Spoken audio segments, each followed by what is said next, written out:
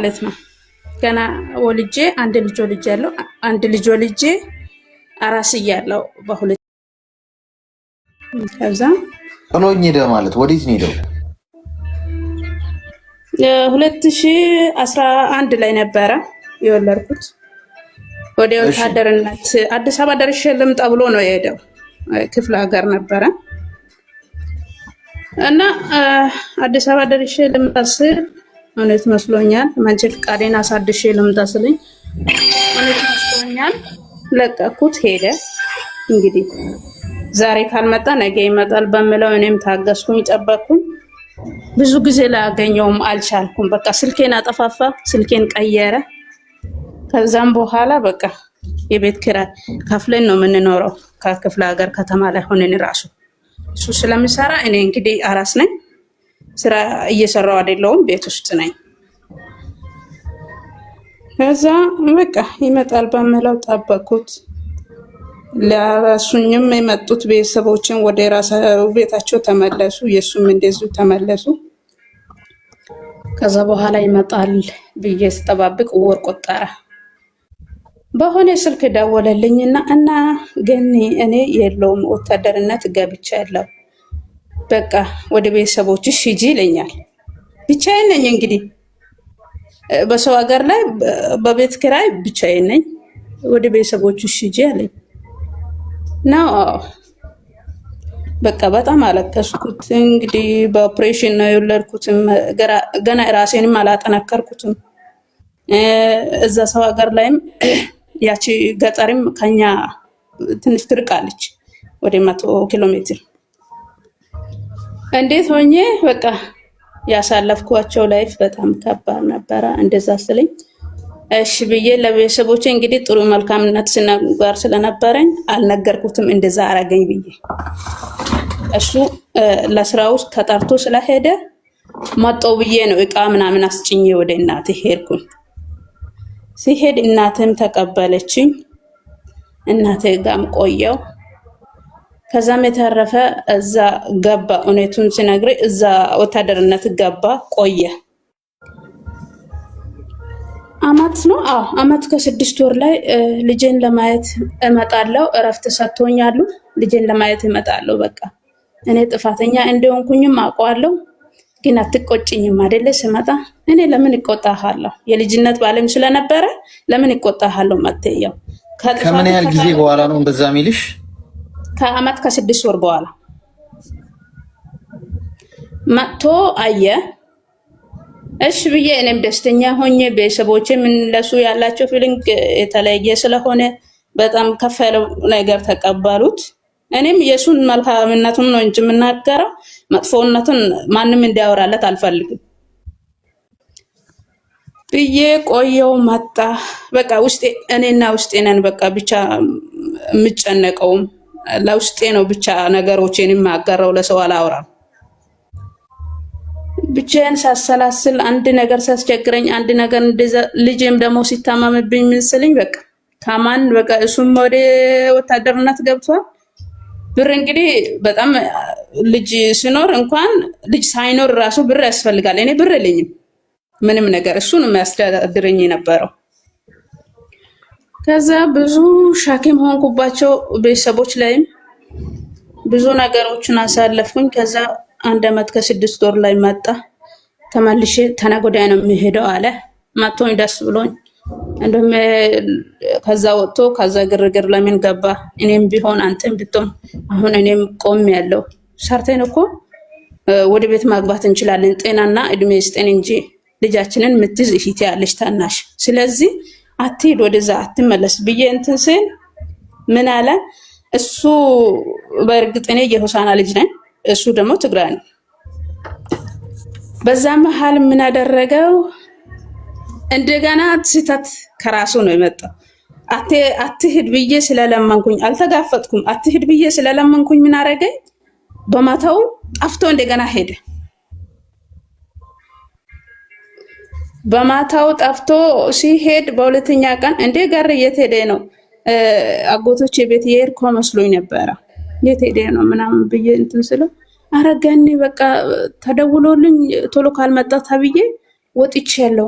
ለምን ሊያስጨንቅሽ ስላልፈለኩኝ የእውነት አሁንም ውስጤ በቃ የሆነ መጥፎነትን አላሰበም። ለምጄዋለሁ። 1 ዓመት ከ6 ወር ማለት ትንሽ አይደለም። ለምጄዋለሁ። የሚበሉትን ምን ሚሉትንም እያሳለፍኩኝ ጠንካራ ሆኛለሁ። በእርግጥ በጣም ጠንክሬያለሁ። ችግሩንም ተጋፍጬ ልጄን ማሳደግ ነው ያለብኝ እዚህ ጋር። ከዛ እሺ ብዬ የሱን ነገር እንትን አልኩኝ፣ ረሳሁት። እንደ ማንኛውም ሰው መስራት ጀመርኩኝ። ልጄን አሳደግኩኝ 2 ዓመት ከምናምን 2 ዓመት ከ7 ወር ሲሆን ወደ አረብ ሀገር ወጣሁ ለእናቴ ሰጥቻት። አሁን ልጄ ወደ 6 ዓመት ሆኗል ሲሆን እንደገና በመሃሉ ስንት ዓመት ሲሆን ነው 4 ዓመት ሲሆን መጣ። እኔ እንግዲህ ከአይምሮዬ በምረሳው ታይም ላይ ነው የመጣው፣ ግን ልረሳው አልቻልኩም። የልጅነቴ ስለሆነ እኔ አልረሳሁትም። ሁሌም ስለሱ መጥፎነት እስከዛሬ በአንደበቴ አስቤውም አላውቅም፣ ሊያወራም አልፈልግም የምላቸው ታሪክ ነው ማውራት። እና እሱ እዛ ሆኖ እኔ እኮ ለአንቺ ያለኝ ቦታ የተለየ ነው እንዴ?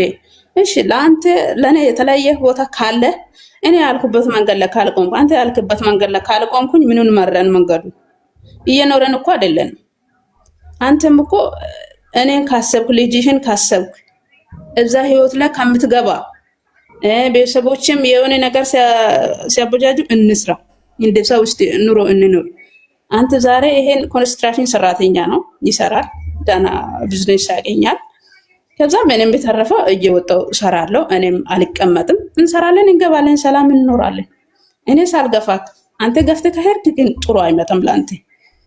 በነገራችን ለሴት የገፋው ሰው ጥሩ ስለማይሆን እድልም ጥሩ ስለማታገኝ አትግፋኝ ብዬ ለመንኩት፣ በጣም ለመንኩት። ስለምነው ታዲያ አይ ግን እኔ አሁን ነገሮችን አመቻችቼ አንድ ለመሆን ነው የሚፈልገው። ከአንቺ ተለይቼም ብዙ ሴቶችን አይቻለሁ። በቃ የሆነ እሱ አሁን ለማጋራት የፈለገው ነገር ሌላው ነው ጉዳዩ። እኔ አልገባኝም ነው። አዎ ከዛ ህይወት ውስጥ ብቻ ወጣ። ከዛ ከፖሊስነት ከወጣ ኑሮ እንዴት እንደሚሸነፍ እናውቃለን። እኔም የስራ መንገዱ በጣም ይችበታለሁ፣ እሰራለሁ። ስለዚህ ከዛ ወጣና ስራ እስኪ እንዴት እንደሚያስዙክ እነግራለሁ ለወንድሞቼም። ከዛ ብቻ ወጣ እለዋለሁ። ለካ ሰውየው እዛ ውስጥ ሆኖ አገሩ ላይ ምን ልበልህ በተደገሰ ሁኔታ ሌላውን አገብቷታል። ይሄን አልነገረኝም። ሁለተኛ ዙር መጥቶም እንግዲህ ልጄንና ቤተሰቦቼን እኔን አይቶ ነው የተመለሰው ሲሆን እሺ በቃ ብዬ እንትን አልኩኝና አጋጣሚ ስልኩን ባትሪ ዘግቶብኛል የኔ። እስቲ በማታ ነው ወደ እናታችን ቤት ነን ያለነው ገጠር። ከዛ ሽንት ቤት ወጥቼ ልምጣ ብዬ ስልኩን ሲያየው ስልኩ ላይ ለመልስ የተጣሩት ያገባው ፎቶዎች ምናምን አየሁት። እንግዲህ እንግዲህ እናቷ ቤት ሄጄ እንደዛ አረገችኝ እንዳይለኝ ብዬ ቴንሽን እንዳይሆነው ብዬ አይምሮን ጠብቄ ምንም ነገር አላወራም። አይቼ እንዳላየው ሰምቼ እንዳልሰማው ውስጤ በጣም ተጎድቷል። መጀመሪያም የተሰበረው ልቤ እንዲሰበር አልፈልግም። በቃ እንደዛ ከሆነ ታዲያ ልትመለስ ነው? አዎ ነገ ልሂድ እንጂ እንደገና እዛ ስራ ቦታ በጣም ያጨናንቀዋል ታውቂያለሽ። መንግስት ደግሞ እንደዚህ ቦታም ስለሰጠን መስመር ይዘን አሁን አዲስ አበባ እስከሚመጣ በጣም ከባድ ሁኔታ ላይ ነኝ ያለሁት። እየተላቀቅኩኝ አይደለም። ለማልቀቅ ግን ቦታውን እንትን ማለት አለብኝ፣ ማግኘት አለብኝ። ያን ቦታ አገኝቼ መውጣት ነው የሚፈልገው ይለኛል። እኔ ሁሉንም ነገር አይቼዋለሁ፣ ዞሮ አይቼዋለሁ። እነርሱ ደግሞ ቤተሰቦቼ በቃ እንደ ድሮ እየሆንኩኝ አይደለም። እኔ ውስጤ በጣም ተጎድቷል። ያለውን ቦታ ለሱ ያለውን ቦታ መቼም አያሳንሱትም። እኔም እንትን አልልም፣ ዝም አልኩኝ። ዝም ብዬ ቆየው እና ታዲያ ህይወት እንዴት ነው አልኩኝ። ቡና ከጠጣን የጠዋት ቡና ጠጥተን ቁርስ በልተን ምን ካለን በኋላ ታዲያ እዛ ውስጥ ስታሳልፍ ምናልባትም ሴቶች ከባድ ነን። ከሴቶች ጋር ተዋውቀ ጓደኛ አለክ እንዴት ነው? ሌላ እንትኖቹን አልጠየኩም። እንግዲህ እንዳይሰማው እናቱ ቤት መጥቼ እንደዛ አረግችኝ የሚለው ነገር እንዳሳድረው ብዬ ምንም አላልኩም። እንዴት ነው? አይ ገኒ እኔ በህይወቴ በቃ ሌላ ሴት በእርግጥ እዛ ውስጥ ሊያወራቸው ይችላለሁ፣ ምን ልላቸው ይችላለሁ። ግን ለአንቺ ያለኝ ቦታና ለሌሎች ያለኝ ቦታ እኔ እንጃ። እኔ ቢሞትም በህይወት እስካለም የማረሰው አንቺን ነው ይለኛል። ችግር የለም አንተ ሰላሙን አንተ ለቤተሰቦች ለልጅ ዳና ካሁን እኔ ችግር የለም። ችግሩን የመጣውን ችግር መጋፈጥ እችላለሁ። እግዚአብሔር ጤና ሰላሙን ይስጠኝ ብዬ ዝም አልኩት እና በላይፌ ላይ እንደዛ አረገብኝ። ወልዶ ብዙ ነገር አድርጎ ዋሸኝ። እኔም እስከ 6-7 ዓመት ወንድ ልጅ በቃ እንዳልወደው ወንድ ልጅ በስልኬ እንዳይደውለው ያረገኝ ምክንያቱም እሱ ነው። በሱ የተነሳስ ማንኛውንም ስልክ ወንድ አላወራም፣ ደስም አይለኝም። የወንድ ድምፅ ሲሰማ በጣም ነው የሚናደደው። በጣም ተጽዕኖ አሳድሮብኛል እንደዚህ አይነት ነገር አልክስዬ። አሁን ምንድን ነው የምትፈልጊው? እኔ የምፈልገው ጥሩ ምክር እንድሰጠኝና እኔ ከህይወቴ አንደኛውንም ወጥቷል። ሁለተኛ ለልጁ ሰላም ነው ይኖር ብቻ። አንዴ ነው ፍቅር የሚይዝክ፣ ሁለቴ ሶስቴ አይዝህም። ካሁን በኋላ እሱ ኦልሬዲ ወልዷል እኮ ሌላ አግብቶ ወልዷል። ኖ አረ ፍቻችሁ ኦልሬዲ ፍቻችን እኔ አሁን አረብ ጋር ነኝ። ፍቻችን አልተቋጨም። ያን ነገርም ደግሞ እኔ አሁን ከዚህ ሲወርድ ምን ብዬ ሁሉንም ነገር እንደማስተካከል አውቀዋለሁ። በእርግጥ እሱ አሁን በባለፈው ከመስቀል በኋላ ምን አልኩት ገሬ ደወለልኝ። እንግዲህ እሱ በጣም ይደውላል። የዛኔ እንግዲህ ብዙ ነገር ስለዋሸ ምን ሰምታዩን ምን አዳምጣዩን በሚለው እኔ በጣም ጥሩነት መልካምነት ነው እያሳየው ያለው። ሰምቼም እንዳልሰማው አይቼም እንዳላየው ያን ነገር እያሳየው ስለሆነ ለሱ በቃ ቆረቆረ። የኔ ነገር ይደውልልኛል። ብቻ እኔ ከአንቺ ምንም አልፈልግም። ሰው ሀገር ነው የምትንከራተች። አንቺ መልካም ቦታ ጥሩ ቦታ ደርስሽ ለማየት ነው የሚፈልገው። የአንቺን ህይወት ጥሩ ህይወት እንድትኖሪ ነው የሚፈልገው። ገብቶኛል እኮ እኔ መጀመሪያም አይቼ ተረድቼዋለሁ። ያን ነገር እንግዲህ ይሄ ነው አግብቻለሁ እንደዚህ ሆኛለሁ ማለቱ ነው ያቃተው። እና ምን ለማለት ፈልጌ ነው በዚህ አጋጣሚ እኔ አሁን ልጄን በስርዓቱ በፊትም እያሳደግኩኝም ነው። አሁንም ከልጄ ጋር ጠንካራ ሴት ሆኜ ጎበዝ ልጅ ሆኜ ራሴን አሻሽዬ ሰው መልካም ቦታ የደረሰበት ደርሼ ራሴን ማቆም ነው የምፈልገው። በዛም መሀል ደግሞ ሰዎችን እንዳልወድ በእርግጥ ያ መንገድ የኔ መንገድ ካልሆነ እግዚአብሔር ለኔ አላለውም ማለት ነው። እንደዛ ብዬ ነው እኔ የማስበው። ያን ሰው ከኔ ሲወስድ የሚያውቀው ነገር ስላለው ነው የወሰደው። ግን እኔ ከኔ መጥፎነት አይሁን እንጂ ከሱ እንኳን መጣ እኔ አልግፋ። እስቲ ሚውት አድርጊና አዳምጪኝ። እስቲ አዳምጪኝ። ወታደር ነው ያልሽኝ አይደል?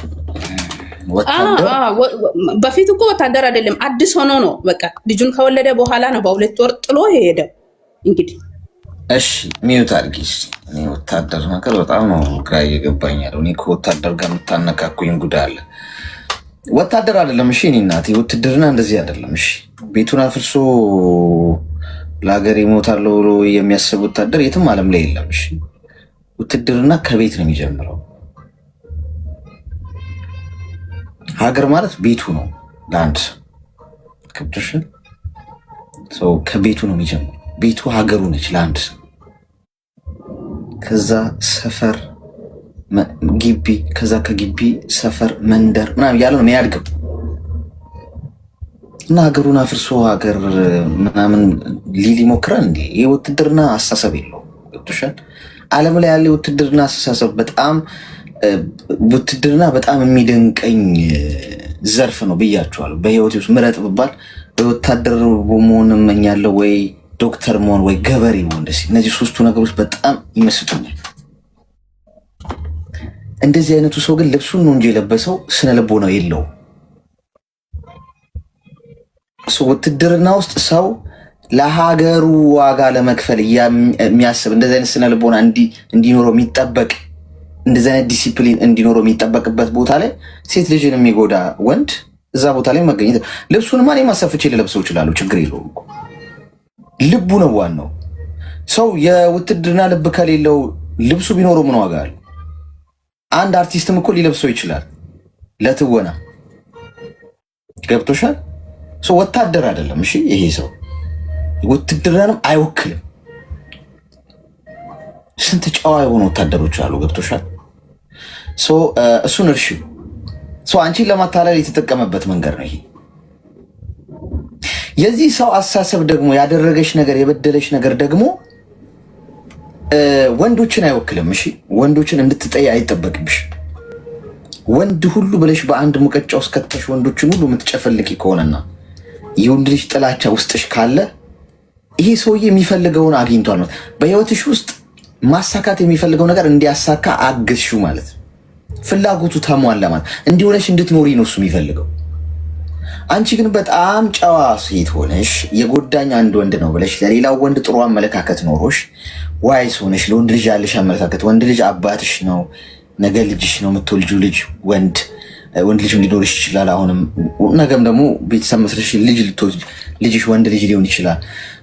ወንድ ልጅን የምትጠይበት ምክንያት መሆን የለበትም። አንድ ግለሰብ ነው እሱ፣ አንድ ሰው ራሱ ነው የሚወክለው። ካጠፋም ከበደለሽም እንደሱ ነው ጀጅ የምታደርጊው እንጂ አጠቃላይ የአዳም ዘር ብለሽ